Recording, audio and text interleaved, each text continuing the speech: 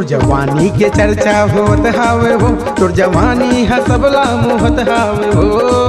तोर जवानी के चर्चा होत हावे हो, तोर जवानी हसबला मुहत हावे हो। का कहना है तोर जवानी के, का कहना है तोर जवानी के, सब टूरा मन मरत हावे हो। तोर जवानी के चर्चा होत हावे हो, तोर जवानी हसबला मुहत हावे हो। तोर जवानी के चर्चा होत हावे हो, तोर जवानी हसबला मुहत हावे हो।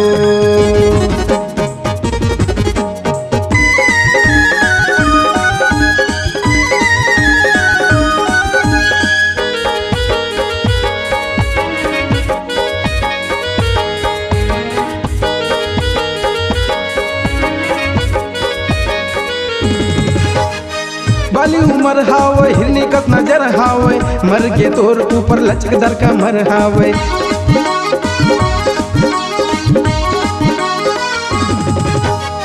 बाली उमर हावे हिरनी कस नजर हावे, मर गे तोर ऊपर लचक दर का मर हावे। मर गे तोर ऊपर लचक दर का मर हावे। तोर जवानी ला देख के सब टूरा के धड़कन बढ़ जाते वो। तोर जवानी के चर्चा होत हावे हो, तोर जवानी हसबला मुहत हावे हो। तोर जवानी के चर्चा होत हावे हो, तोर जवानी हसबला मुहत हावे हो।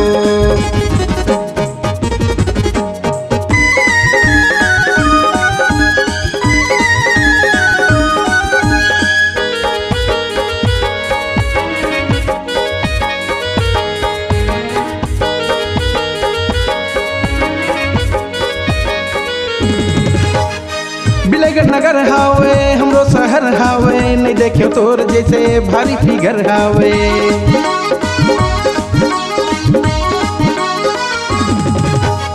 बिलेगढ़ नगर हावे हमरो शहर हावे, नहीं देखियो तोर जैसे भारी फिगर हावे। नहीं देखियो तोर जैसे भारी फिगर हावे। तोर जवानी ला देख के सब बुढ़वा के धड़कन बढ़ जाते वो। तोर जवानी के चर्चा होत हावे हो, तोर जवानी हसबला मुहत हावे हो। तोर जवानी के चर्चा होत हावे हो, तोर जवानी हसबला मुहत हावे हो। का कहना है तोर जवानी के, का कहना है तोर जवानी के, सब टूरा मन मरत हावे वो। तोर जवानी के चर्चा होत हावे वो, तोर जवानी हसबला मुहत हावे वो। तोर जवानी के चर्चा होत हावे वो, तोर जवानी हसबला मुहत हावे वो।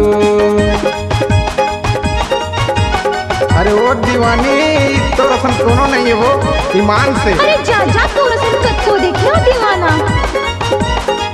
अरे वो दीवानी चल हटे करा ये पेंदरा टूरा।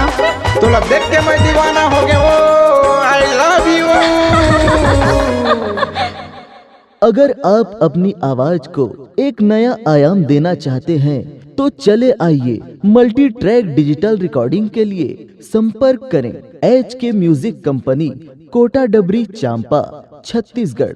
मोबाइल नंबर है 9329238487 और 8085380339।